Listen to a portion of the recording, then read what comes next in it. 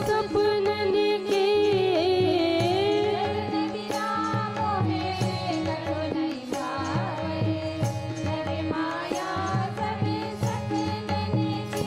मोहे लागे लगन गुरु चरणन के गुरु चरणन के गुरु चरणन के मोहे लागे लगन गुरु चरणन के गुरु चरणन के गुरु चरणन।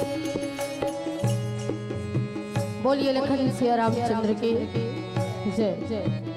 उच्च आसन में आसीन होने वाले सूर्य चंद्र समान मंच को अलौकिक करते मंच के आलो नीर छीर विवेकी पूज्य निर्णायक मधुर आवाज के धने मृदु भाषी उद्घोषक हनुमत विचार भागीरथी प्रयास कर ग्राम बेलर में राम नाम रूपी अविरत धार बहाने वाले आयोजन समिति के समस्त पदाधिकारीगण, समस्त राम भक्त श्रोताओं, माताओं, बहनों और कल के सुंदर भविष्य आप सबों के भक्त हृदय में विराजित भगवान श्री राम जी और भगवती सीता जी के श्री चरण में गौरी महिला मानस मंडली रेंगा कठेरा गुंडर देही जलाबालो छत्तीसगढ़ का सत सत वंदन। यूं तो रामचरितमानस के अंतर्गत 7 कांडों और तुलसी कृत रामायण के अंतर्गत 8 कांडों की जानकारियां मिलती हैं और इन तमाम कांडों के अंतर्गत जितना भी दोहा, चौपाई, सोरठा, छंद और श्लोक मिलते हैं वो सारे के सारे मंत्र हैं और उन्हीं मंत्रों में से हमें मिला है षष्ठम सोपान लंका कांड का दोहा क्रमांक 21, जहां पर भगवान की ओर से गया हुआ दूत न केवल लंका में जाकर वहां के लोगों के मन में डर व्याप्त करता है, बल्कि लंकेश रावण के सामने जब अपने पिता का नाम लेता है तो लंकेश रावण त्रिलोक विजेता होने के बावजूद थोड़ा सा सकुचा जाता है। लेकिन 4 नीतियां होती हैं राजनीति में, साम, दाम, दंड और भेद, और इन्हीं नीतियों का प्रयोग करके लंकेश उसको अपनी ओर करना चाहता है। लेकिन क्या वो दूत जो भगवान श्री राम जी की ओर से गए हैं वो लंकेश की ओर होते हैं या फिर अपना ही डंका बजा के लंका से वापस लौट आते हैं?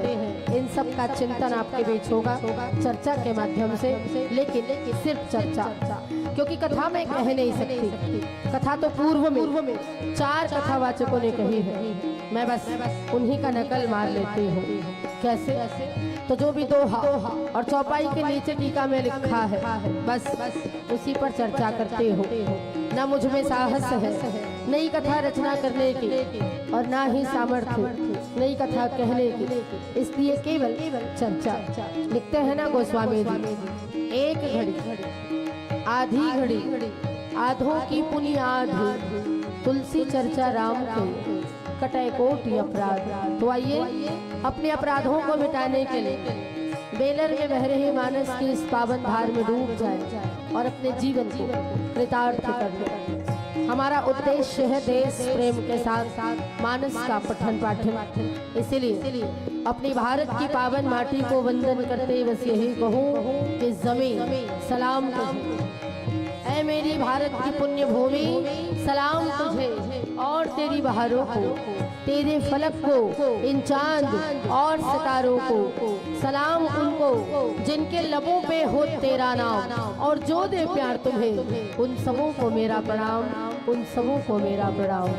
इसी भाव के साथ मीराबाई जी का ये भजन पश्चात मानस पर चिंतन। बोलिए लखन सिया रामचंद्र की जय।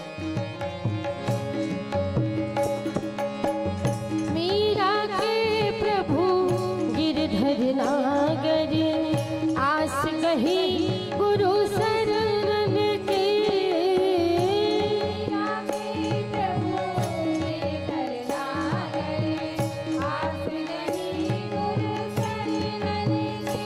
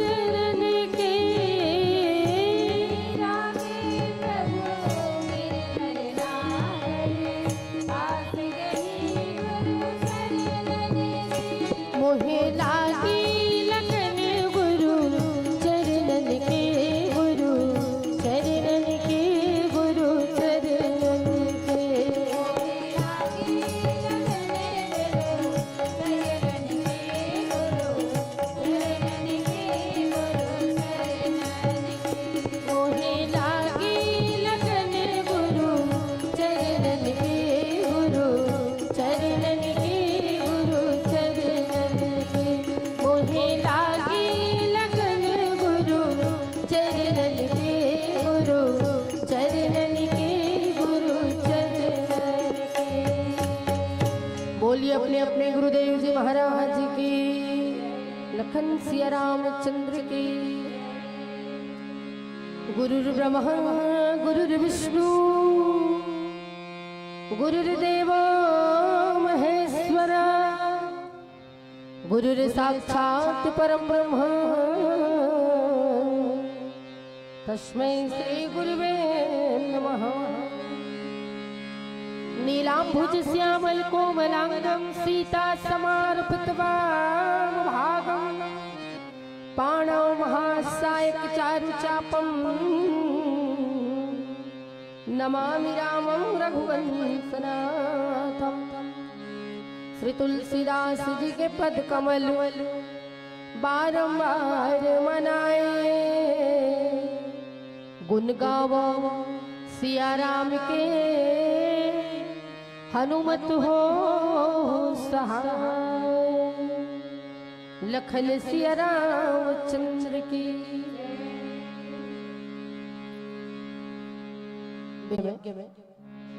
एक बार पुनः मंडली समेत सादर प्रणाम। रामचरितमानस का षष्ठम सोपान लंका कांड, और लंका कांड में एक युवक के द्वारा त्रिलोक विजयी लंकेश रावण के दरबार में अपनी बातों को पुष्ट करना, और केवल पुष्ट करना नहीं बल्कि पूरे दावे के साथ पुष्ट करना, ये कार्य कोई भगवान का अनन्य भक्त ही कर सकता है। जी हाँ, ये भगवान का अनन्य भक्त है, और महाराज बाली का पुत्र है, जिसका नाम है अंगद। अंगद जब गए तो लंकेश रावण को लगा हो सकता है कोई छोटा मोटा बानर आया होगा, लेकिन जब उस भरी सभा में अंगद ने अपने लिए आसन बनाया अपने ही पुंछ से, और उसके बाद लंकेश रावण के बराबर आके सीधे में बैठ गया, तो लंकेश रावण को लगा ये बड़ा विचित्र है, क्योंकि मेरे सामने बड़े बड़े योद्धा सर झुका के रहते हैं और ये मेरी बराबरी कर रहा है। चलिए चिंतन करें, दोनों के बीच कैसी वाक पटुता होती है, कैसी बातें होती है, कैसा संवाद होता है। पहले तो पूछा तू कौन है बानर, सीधा सीधा बंदर कह दिया। उसने अपना जवाब दिया, मैं अंगद हूं, बाली का बेटा। अब लंकेश रावण ने यहाँ भेद नीति का प्रयोग किया। मैंने कहा था राजनीति के 4 नीतियां होती हैं जिसमें राजनीति चलाई जाती है, साम दाम दंड भेद। तो भेद नीति का प्रयोग किया और कहा अरे तुम तो कुल के घालक हो, जो अपने ही पिता के बैरी के साथ, मतलब जिसने तुम्हारे पिता को मारा उसके साथ मिले हुए हो। तब देखें अंगद का क्या उत्तर था। हम कुल घालक सत्य तुम, कुल पालक 10 शीस, अंधो बधिर न अस कहे, नयन कान तव 20। लखन सिया रामचंद्र के। सच है, मैं तो कुल का घालक हूँ, कुल का नाश करने वाला हूँ, और हे रावण तुम कुल के रक्षक हो। अंधे बहरे भी ऐसी बात नहीं कहते, तुम्हारे तो 20 नेत्र और 20 कान हैं। मानस प्रेमी श्रोता संतजन, ये रहा वो टीका जो इस दोहा के नीचे लिखा है। पूज्यपाद गोस्वामी जी महाराज की वो 2 पंक्तियां जिसमें वो कहते हैं, हरि अनंत हरि कथा अनंता, कहीं सुनई बहुविधि सब संता, और जाकी रही भावना जैसी प्रभु मूरत देखे।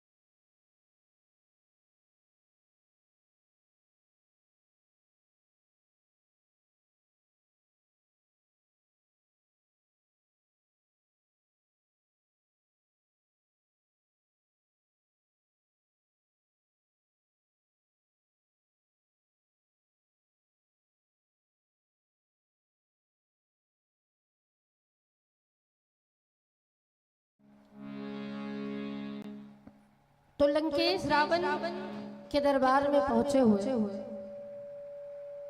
अंगद ने अपनी बात कैसे रखी। तो मैं चर्चा कर रही थी जो बात उन्होंने रखी और जो मैंने पढ़ा वो टीका था जो इस दोहा के नीचे लिखा है। पूज्यपाद गोसाई जी महाराज की वो दो पंक्तियां जिसमें वो कहते हैं, हरि अनंत हरि कथा अनंता, कहीं सुनई बहुविधि सब संता, और जाकी रही भावना जैसी प्रभु मूरत देखे तित तैसी। इन्हीं को आधार मानकर इस प्रसंग पर चर्चा करने का प्रयास कर रही हूँ। एक बार और समय आया था जब लंका में किसी को जाना था भगवती सीता की तलाश के लिए। सबने अपनी अपनी मजबूरी बताई थी। कोई कहता था मैं 20 योजन चला जाऊं आगे नहीं जा सकता, कोई 50 योजन चला जाऊं आगे नहीं जा सकता। अंगद ने अपनी मजबूरी बताई थी, मैं जा सकता हूं लेकिन आने में संदेह है। कारण पता है? जिसका नाम था अक्षय कुमार, लंकेश का छोटा बेटा, और इधर अंगद, दोनों बाल्यावस्था में एक ही गुरु के चेले रहे हैं, एक ही गुरु के पास शिक्षा दीक्षा ली उन्होंने, और दोनों के बीच बचपन से ही मतभेद हुआ करता था। चूंकि उसने मायावी विद्या प्राप्त करी थी, इसीलिए मैं चला तो जाऊं, लेकिन वो संकल्पबद्ध है कि जब मैं पूरी विद्या को पूर्ण कर लूंगा तो अंगद मैं ही तुम्हें मारूंगा। तो उन्होंने बताया था भगवान मैं जा तो सकता हूँ लेकिन आऊंगा कि नहीं आऊंगा इस पर संदेह है। उस समय हनुमान जी गए थे। हनुमान जी ने न केवल अक्षय कुमार का वध किया बल्कि अशोक वाटिका को उजाड़ा, भगवती सीता से भेंट किए, पूरी लंका को जला दिया, उसके बाद वापस आ गए। अब दूतों ने लंकेश रावण को बताया एक और वानर आया है, छोटा सा है लेकिन बड़ा अड़के चलता है, एक और वानर आया है। तो लंकेश रावण को लगा कि हो सकता है वो जो हनुमान आया था वही होगा, लेकिन उसके बल को तो मैं जानता हूं। अब जब अंगद को पहली दफा देखे, पहली बार देखे, तो उनको लगा कि ये तो छोटा सा है, ये क्या करेगा। तब उसने पूछा कि तुम कौन हो, और जैसे ही पूछा अंगद ने जवाब दिया, अंगद नाम बाली कर बेटा, तासो कबहु भई ही बेटा, मैं अंगद हूँ। अब प्रश्न ना उठे कि कौन अंगद, तो बता दूं मैं बाली का बेटा हूँ। और बाली आपको याद तो है ना? क्यों याद नहीं रहेगा भैया? हम एक बार सुख देने वाले को भूल सकते हैं लेकिन पीड़ा देने वाले को कभी नहीं भूलते। का करबे बहनी ओकरे स्थिति में अति दुख भोग्यो, ऐसा बोलते हैं कि नहीं बोलते? बोलते हैं ना। इधर से मेरा भाई हो बोल रहा है, आप लोग को सुना रही हूँ, आप लोग से पूछ रही हूँ, तो अपेक्षा बनती है मेरी कि मैं आप सिर हिला दे हाँ या ना में। ठीक है? तो इससे ये लगता है कि आप हमें सुन रहे हो, केवल देख नहीं रहे हो। तो हमारी अपेक्षा में खरे उतरे निवेदन। तो आप बाली को जानते हो क्या? कभी भेंट हुई थी आपकी उससे? लंकेश रावण थोड़ा सा सकुचा गया, अंगद वचन सुनत सकुचाना, क्योंकि एक दो दिन की बात होती तो अलग बात थी। 6 महीने तक अपनी काख में दबा के रखा था बाली ने रावण को, इसीलिए उनको सकुचाहट हुई। अब सोचा कि ठीक है मैं तो बाली की काख में 6 महीने तक रहा, अब राम के और अंगद के बीच भेद पैदा करूं, दरार पैदा करूं, इसलिए क्योंकि उसके पिता के मारने वाले राम है, और दरार पैदा करने के लिए उसने चाल चली। और चाल चली तो कहा कि तुम क्या हो, तुम तो कुल के घालक हो। जब तुम जानते हो कि तुम्हारे पिता बाली को राम ने मारा है, इसके बाद भी तुम उसके साथ मैत्री बना के रखते हो, अपने आप को उसका दूत कहते हो, उसका सेवक कहते हो। बड़ी विचित्र बात नहीं है? जबकि अगर कोई पिता को तकलीफ दे तो एक अच्छे सच्चे बेटे को चाहिए कि ईंट का जवाब पत्थर से दे। तुमने मेरे बाप को मारा एक थप्पड़, मैं तुम्हें 2 थप्पड़ मारा। कलेजा ना जले जब तक उसके खून में उबाल ना आए, तब तक वो बेटा कहलाने के योग्य नहीं है। तुम तो कुल के घालक हो। अंगद कहीं बालिकर बालक, उपजे हो वंश अनल कुल घालक, लंकेश रावण ने कहा। और तब सचमुच खून खौल गया अंगद का, और उसने कहा ठीक, हम कुल घालक सत्य तुम हो। मैं तो कुल का घालक हूँ, मैं स्वीकारता हूँ। चाहो तो लिखित में लिख के ले लो, मैं कुल का घालक हूँ। इसलिए कुल का घालक हूँ कि मेरे पिता ने जो गलती करी थी, उस गलती की सजा उनको मिली। सत्य बात का पता चल गया। अगर ये गलत है तो मैं कुल घालक हूँ। मेरे पिता ने मेरे चाचा जी को राज दरबार से बाहर राज्य से बेदखल कर दिया, उसके राज्य को छीन लिया, और उस बात की उनको सजा मिली। अगर ये गलत है तो हाँ, मैं कुल घालक हूँ। मेरी चाची को, जिनका नाम रूमा है, उसको मेरे पिताजी ने बंदी बनाकर यानी चुरा कर रख लिया था। अगर ये गलत बात है तो हाँ, ये सही बात है, अच्छा लगता है। मान लो किसी की पत्नी बेटी को घर के रखना, तो चलो मैं कुल घालक हूँ। लेकिन तुम तो कुल के पालक हो ना, विशेषरवा के बेटे हो, पुलस्त्य के नाती हो। इसके बावजूद तुम्हारे भीतर, तुम्हारे खून में उनका असर क्यों नहीं आया? मैं मान लिया, तुमने जो कहा मैं मान लिया कि मैंने अपने कुल का नाश कर दिया, डुबो दिया। मेरे पिता को राम ने मारा, उस राम के साथ मैं हो लिया। लेकिन तुम तो अच्छे हो ना, तो तुम्हारे कुल में ऐसा क्यों है कि तुम किसी की पत्नी को हरण करके ले आओ? अच्छा, पत्नी को हरण करके ला रहे हो, चलो कुछ देर के लिए इसे भी अगर मैं सही मान लूं, कुछ देर के लिए मान लूं, तो तुम कोई छोटे मोटे व्यक्ति नहीं हो।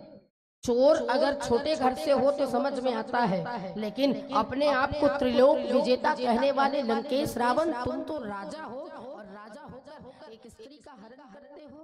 दूसरी बात, जिस स्त्री का तुम हरण करके लाए हो वो भी कोई सामान्य स्त्री नहीं है। वो महाराज जनक की पुत्री, महाराज दशरथ की पुत्रवधू, और मेरे प्रियतम भगवान श्री राम जी की अर्धांगिनी, अर्थात जगत माता है। और जगत माता का हरण करने के बाद तुम कुल के पालक हो गए। किस दृष्टिकोण से अपने आप को कुल का पालक कहते हो? कहाँ गई तुम्हारी वो नीति थी जिसमें तुम कुल के पालक नजर आते हो? अच्छा, एक बात। दूसरी बात, तुमने जो गलती करी है इसकी सजा तुम्हें अकेले को नहीं मिल रही है, तुम्हारे सारे परिजन इसका फल भोग रहे। ये अच्छी बात है क्या? और अगर ये अच्छी बात है तो मैं कुल घालक ही अच्छा हूँ भैया, कम से कम तुमसे तो लाख गुना अच्छा।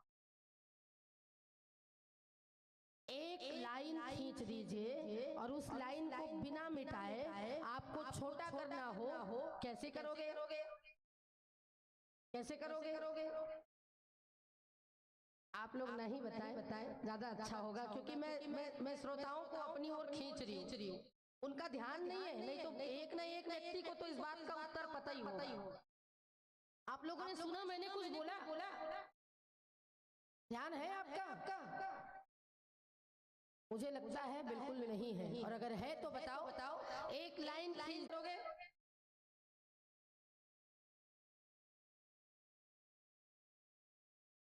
एक चीज मुझे थोड़ी सी मतलब राम भाई, ये कोई जबरदस्ती नहीं है, लेकिन थोड़ा सा ध्यान दीजिएगा।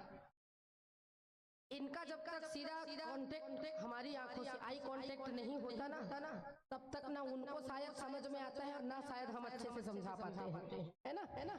और बीच में हमारे कैमरा वाले भाई लोग बैठे हैं, तो हो सकता है आई कांटेक्ट नहीं हो पा रहा होगा, या फिर हमारी बातें इनके सिर के ऊपर से निकल जा रही होगी। हम ही ना समझ है यार, हम ही कुल नाशक हैं जो आप तक अपनी बात को नहीं समझा सकते। बताओ अब क्या करें? अरे दूसरी लाइन खींच दो ना, उससे बड़ी बिना छुए वो छोटी हो जाएगी। समझ में नहीं आता इतना सब। एक लाइन को बिना छुए आपको छोटा करना है, तो उसके नीचे एक बड़ी लाइन खींच दो। लंकेश रावण एक लाइन खींच रहा था मतभेद का और करना चाहता था अंगद को अपनी ओर। अंगद ने बड़ी लाइन खींच दी, तुम तो पुलस्त के बेटे हो, मैं तो बानर प्रजाति का हूँ, लेकिन तुम तो विशेषरवा के बेटे हो, पुलस्त के नाती हो, तुमने क्या किया? बड़ी लाइन खींच दी। मैं जानता हूँ तुम तो कुल के पालक निकले, लेकिन 10 शीश लिखा है, 10 शीश, और 10 शीश का तात्पर्य होता बेहतर है एक ही दिमाग रहे भैया। कम से कम सच्चा वाला दिमाग तो रहेगा, अच्छा वाला दिमाग तो रहेगा। 10 दिमाग होकर बददिमाग निकले तो क्या मतलब? ये गणना क्यों की गई है, इसका चिंतन जरूर करो। लेकिन इससे पहले एक भजन भजरे हैं। बोलिए लखन सिया रामचंद्र की। डारले टूट के पाना गिरे, देखो मुझे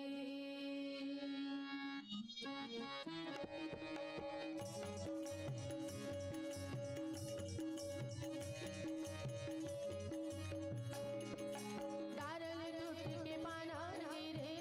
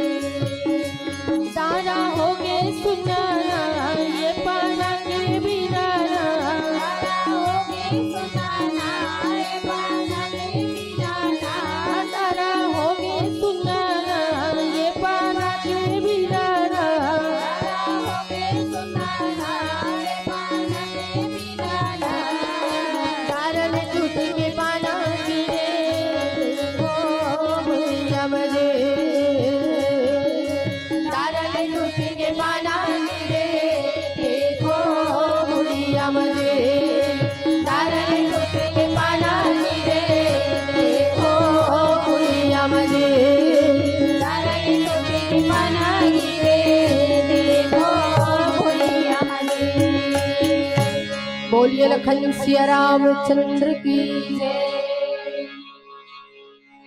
तो अंगद ने कहा कि हम कुल घालक सबके तुम कुल पालक 10 शीश। मैं बता रही थी कि गणना क्यों किया, 10 शीश क्यों बोला, 10 शीश। हमारे पास एक शीश है, एक बुद्धि है, और एक बुद्धि में हजारों बातें दिमाग में भर के रखने की क्षमता है। अब कोई कहे कि मैंने कंप्यूटर में इतना सारा स्टोर करके रखा है, मैं तो ये कहती हूँ कि भैया कंप्यूटर को भी किसी के बुद्धि ने ही बनाया है। मैंने मेमोरी कार्ड में इतना सब कुछ भर के रखा है, तो वो मेमोरी कार्ड भी किसी की मेमोरी ने बनाया है, इसने बनाया है, वो अपने आप आ नहीं गया। तो एक बुद्धि में इतनी क्षमता कि हम चंद्रयान बनाकर चंद्र तक और सूर्ययान बनाकर सूर्य तक और मंगल ग्रह तक अपन जा सकते हैं। तो बताओ, जिसके पास 10 शीश होंगे और 10 बुद्धियां होंगी, 10 दिमाग होंगे, तो वो तो और भी ज्यादा गुणवान ज्ञानवान होगा जी। लंकेश रावण है भी, उसके जैसा बुद्धिमान न कभी था, मने भूतकाल, न है वर्तमान काल, और न होगा भविष्य काल, कभी नहीं। लेकिन इतना ज्ञानवान होने का भी क्या मतलब, जो अपनी बुद्धि का, अपने तर्क का, अपने विवेक का प्रयोग करना न जाने। 10 बुद्धि तो 10 दिमाग मैंने कहा, लेकिन 10 दिमाग बद दिमाग है। नीचे की पंक्ति में कहते हैं कि जो अंधे बहरे रहते हैं वो भी ऐसे छू के या आभास करके इसको जान लेते हैं कि ये चीज है। मिर्ची को छूने दे दो, जो नहीं देख सकता मिर्ची को छू के बता देगा।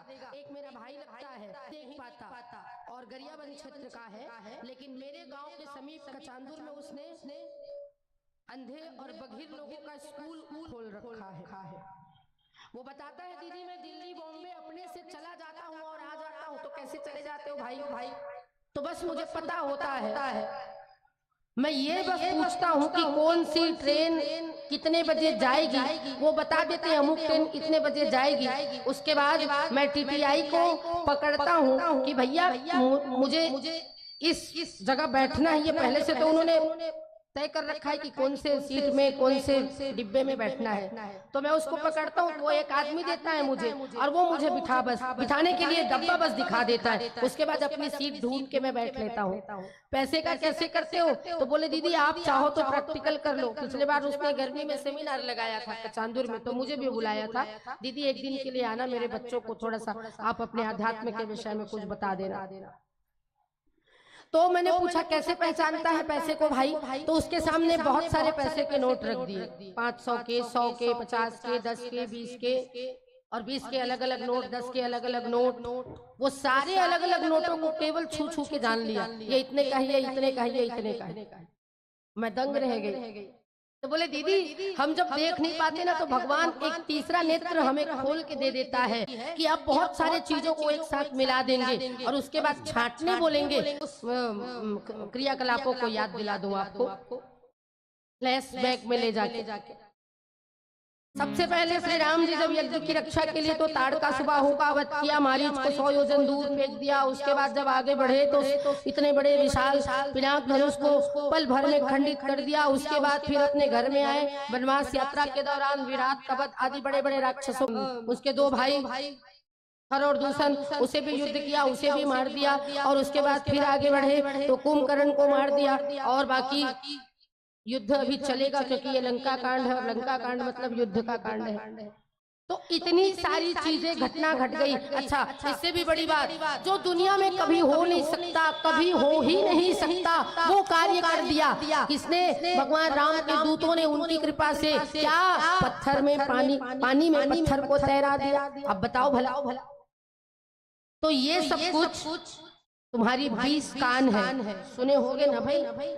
इतने लोगों ने देखा तो कुछ तो बोले होंगे, कुछ तो बताए होंगे। अच्छा, नहीं सुने तो ना सही, कई बार सुनी हुई बात गलत हो सकती है। आंखों से देखकर तो भरोसा हो गया होगा।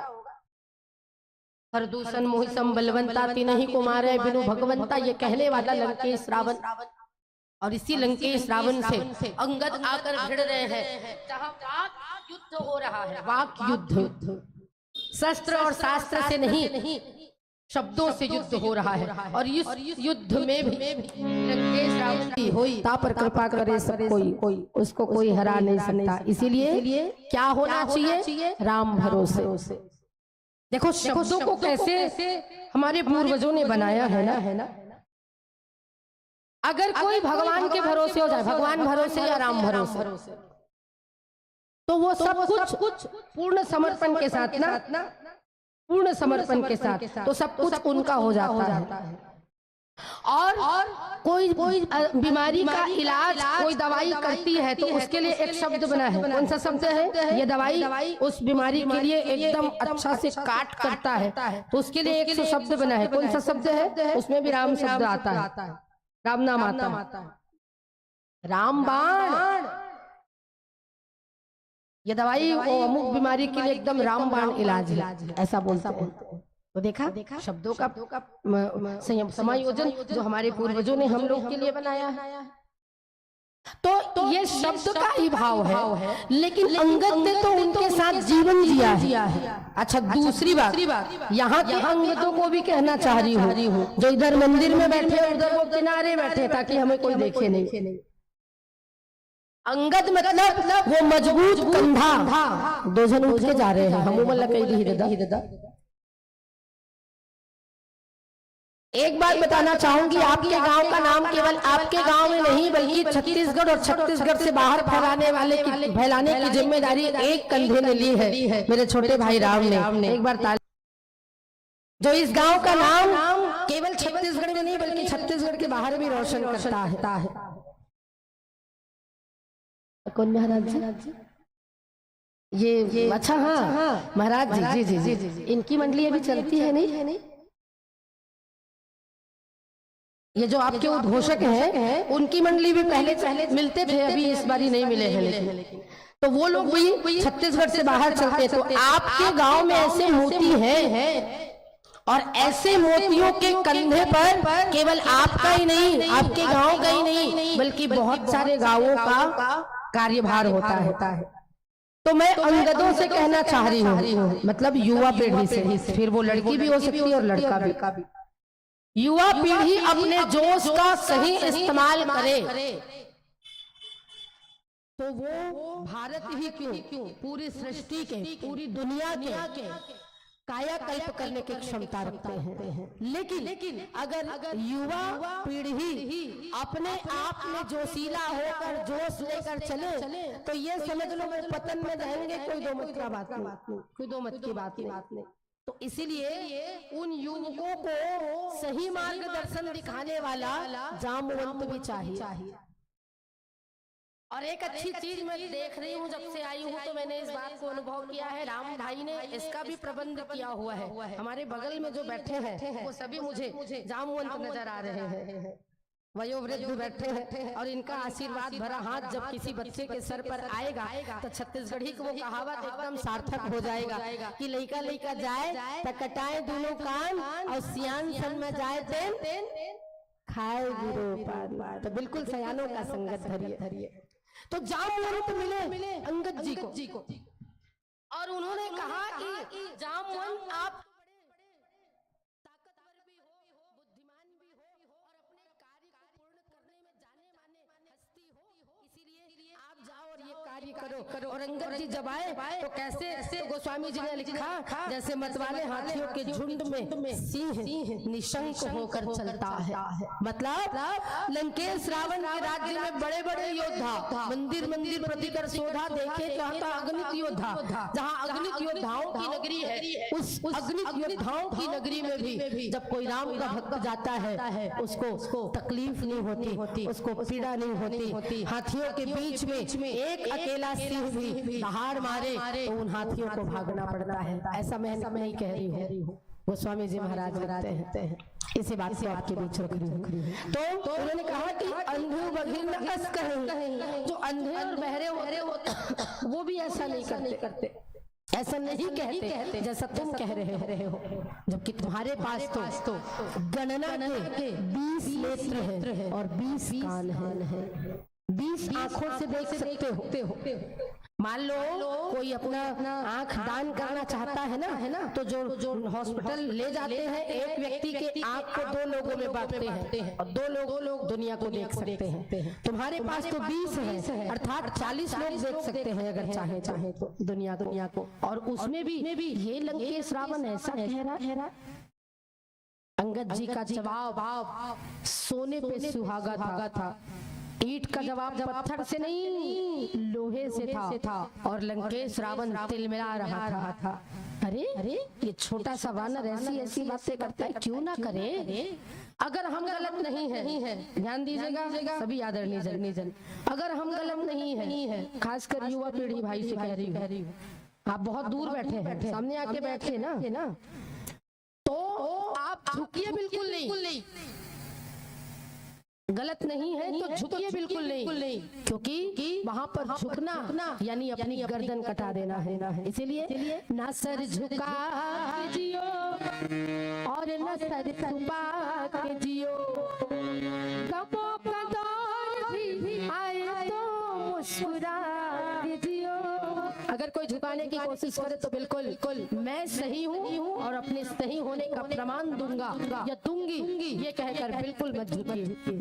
लेकिन जहाँ हमारे अग्रज बैठे हो, जहाँ हमारे आदरणीय माता पिता हो और वो कुछ कहें तो वहाँ पर बिल्कुल सर झुका के मानना चाहिए, क्योंकि यहाँ यही कहो कि झुकते हैं वो जिनमें जान होती है, अकड़े रहना मुर्दों की पहचान होती है। तो लंकेश रावण जिसके सामने वो छोटा सा बानर आया है, अब बात खत्म नहीं हुई है अंगद की। उसने क्या कहा तो चौपाई में गोस्वामी जी लिखते हैं, शिव बिरंचि सुर मुनि समुदाय, चाहत जासु चरण से भी गाई, तासु दूत होई हम कुल बोरा, ऐसे मति उद विहर ना तोरा। देखिए कैसे ताना कस रहे हैं, व्यंग कस रहे हैं, और व्यंग को सामने वाला समझ जाए तो चुल्लू भर पानी में डूब के मर जाए, ऐसा होता है। लेकिन क्या करें, कई बार ऐसा होता है घेखर हो जाए रहते हैं सुन के, लेकर तो इसने कहान देना ऐसा बात। लेकिन सचमुच जो खुददार होता है वो अपनी खुददारी में अपने प्राण त्याग देता है।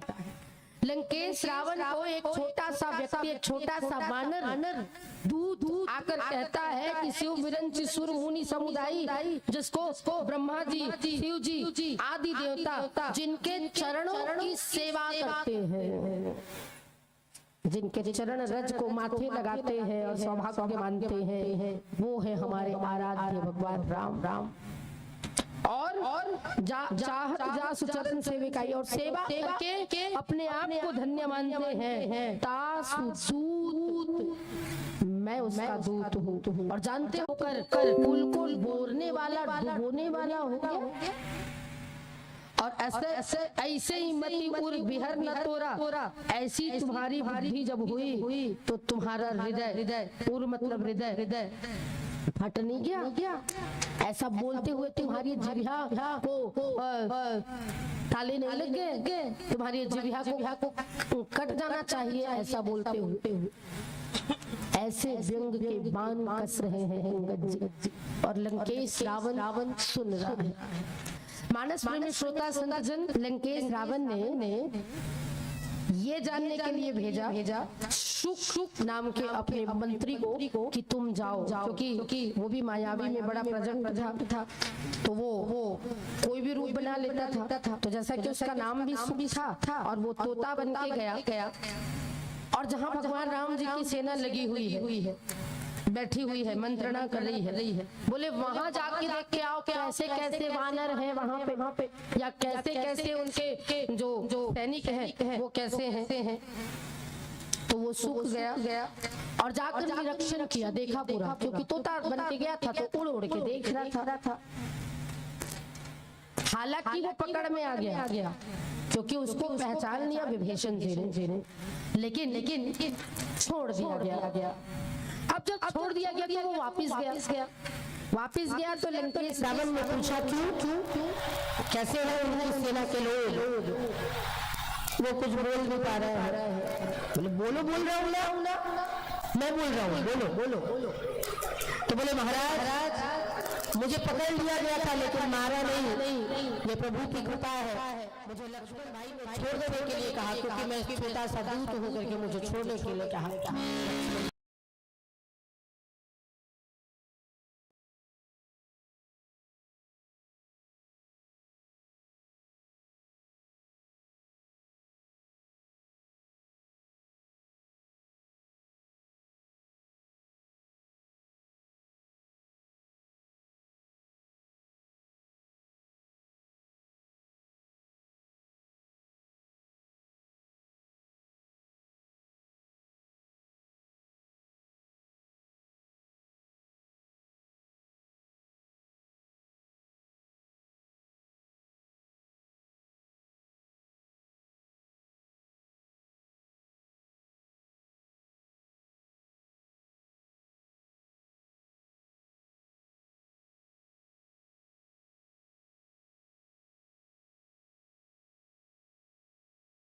के लोग, उसके आगे के, उसके आगे के और सबसे आगे के कितने बलवान होंगे। इस बात कैसे समझ सकते हो?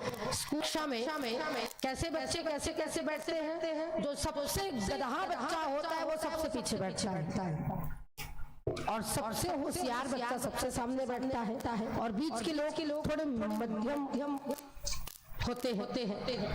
तो किसी दिन पलट के ऐसा कर दिया जाए कि सामने को पीछे, पीछे को सामने, तब क्या होगा?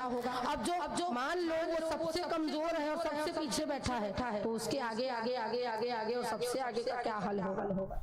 ये तो भेद बुद्धि डालना चाहते थे, लेकिन भेद बुद्धि उसके मन में उपज गई कि अब क्या होगा। ऐसी स्थिति परिस्थिति तो मानस मन में श्रोता संतजन, इस प्रश्न का सारांश यही है कि हम किनके भरोसे हो जाए? भगवान के भरोसे। और जब भगवान के भरोसे होंगे तो हमारे मन का भाव सब कुछ वो समझेंगे, और फिर कुछ भी बिगड़ने वाला नहीं होगा। बस इसी भाव के साथ आप सबसे विदा ले रहे हैं।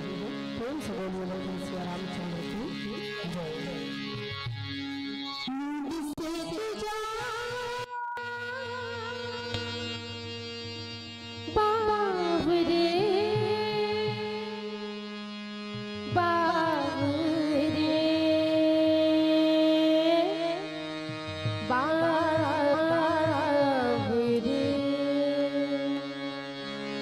नींद से तू जाग बाबरे, बीती जाए भजन की बेला। साचा एक नाम राम का, बाकी झूठा जगत का मेला। नींद से तू जाग बाबरे, बीती जाए भजन की बेला। साचा एक राम नाम का, बाकी झूठा जगत का मेला। नींद से तू जाग बाबरे,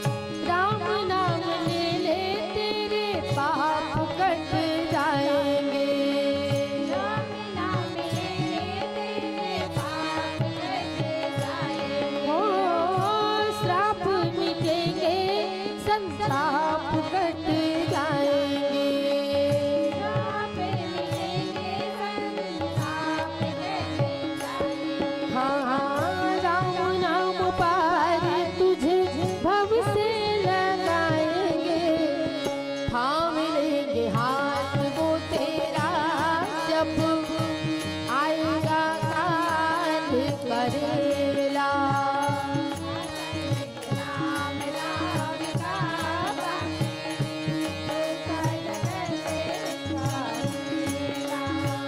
नींद से तू जाए जीती जाए भजन तेरा, साचा एक राम राम का बाकी झूठा जगत का मेरा, बाकी झूठा जगत का मेरा, बीती जाए भजन तेरा।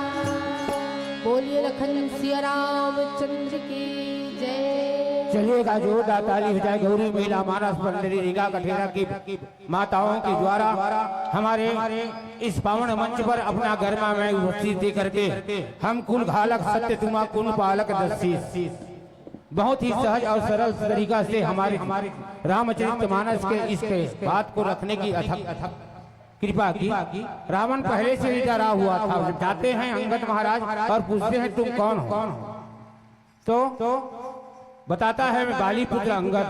तो रावण कहता है जिस राम ने तेरा पिता मारा बंदर उसी का दास बना बंदर, जिस राम ने तेरा पिता मारा बंदर उसी का दास बना बंदर। क्या शर्म नहीं आई तुझको, क्या दया नहीं दिल के अंदर, क्या दया नहीं दिल के अंदर। इस बात को आपने रखने की अथक प्रयास की। और आपकी विदाई के लिए मैं श्रीमती कविता यादव और श्रीमती योगेश्वरी निर्मलकर और श्रीमती लता साहू, श्रीमती कविता यादव, श्रीमती योगेश्वरी निर्मलकर और श्रीमती लता साहू, आप तीनों से मेरा निवेदन है यथा स्थान को कुछ समय के लिए छोड़ दें और छोड़ करके हमारे राम दरबार में आए हुए राम भक्तों का अबीर चंदन बंधन लगा करके इनकी विदाई करना है। जिन माताओं और जिन बहनों का मैं नाम लिया, ऐसे तो हमारे गौरी महिला मानस मंडली अभी कुछ प्रश्न कर रहे थे कि ये शर्मा लोग की जाते हैं कि नहीं। कोरोना काल से मैं बंद कर आप सबके सेवा में लगा हूँ और ऐसे ही आप लोगों की कृपा से भगवान की भजन चलता ही रहता है। और आज दर्शन बहुत दिनों के बाद दर्शन हुआ, इसके लिए हम भगवान से दुआ करते हैं कि आपकी मंडली दिन दुगुनी रात चौगुनी आगे निरंतर बढ़ती रहे और आपका कार्य क्षेत्र सदा ही सदा चलती रहे। चलिए आपके माथे पर चंदन बंधन लगाते हुए आपको हम विदाई नहीं दे रहे हैं। ये विदाई की चंदन बंधन नहीं है, भविष्य की धरा में हम समस्त ग्रामवासी ग्राम बेलर इस मंच को सजाने और संभालने में हम अगर सफल होते हैं तो हम अभी से अबीर नहीं है चंदन है, अगले वर्ष का भाव भरा आमंत्रण और निवेदन है। और मिश्रा जी यही कहेंगे आपके बारे में, ना शिकवा होगा ना शिकायत होगा, ना शिकवा होगा ना शिकायत होगा। हम समस्त ग्रामवासी बेलर की कसम आपको दोबारा मंच में आना होगा, दोबारा मंच में आना होगा और आइएगा जरूर हमारे आमंत्रण और निमंत्रण को स्वीकार करते हुए।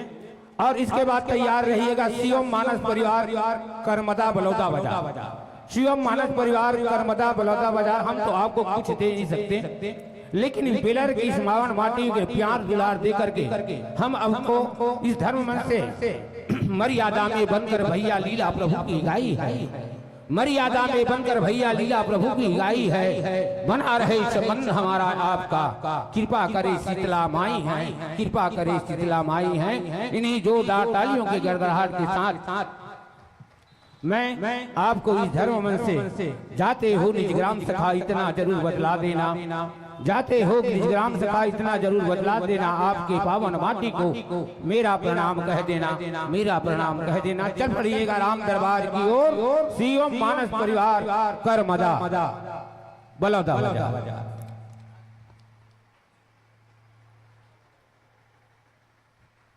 और माताओं और बहनों से दर्शक दीर्घा से निवेदन है, कौशल्या भंडार में आज डॉक्टर लीला राम साहू चंदनपुर के द्वारा भोजन व्यवस्था का रखा गया है।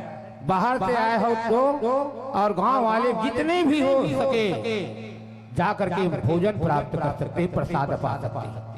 कौशल्या भंडार में आज भोजन की तीनों दिन लगातार भोजन व्यवस्था है। और जिन माताओं को, जिस भाइयों को, बहनों को भोजन प्राप्त करना है, प्रसाद लेना है, प्रेम से प्रसाद ले जा सकते हैं। चल पड़िएगा शिव मानस परिवार का 10 रुपया प्रार्थना यादव की तरफ से आपको सम्मान की राशि दिए हैं। लेने वाले और देने वाले संत समाज को समस्त दर्शक दीर्घायु हम साधुवाद धन्यवाद देते हैं।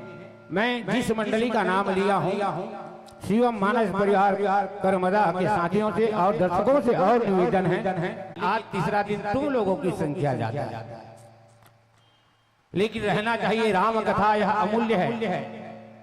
कहते हैं अभी संत लोग बता रहे हैं, 1 घड़ी या 2 घड़ी बुनियादों की याद, तुलसी चर्चा राम के कठे कोठे अपराध हैं। हम भगवान का अगर भजन करेंगे, भगवान का भजन सुनेंगे, ना जाने कौन भेष में मिल गई हैं भगवान का दर्शन हमको कब मिलेगा, कैसे मिलेगा इस वक्त को नहीं, जब प्राण जाएगा छूट। चलिएगा जोरदार ताली हमारे वीर शिवम मानस परिवार कर्मदा के राम भक्त अपने वेशभूषा और अपने रहन सहन के हिसाब से राम दरबार के लोग स्नेह स्नेह भरते हैं। आइएगा, देखो जो सामने से आ रही टोली कितना बढ़िया अनुशासन है।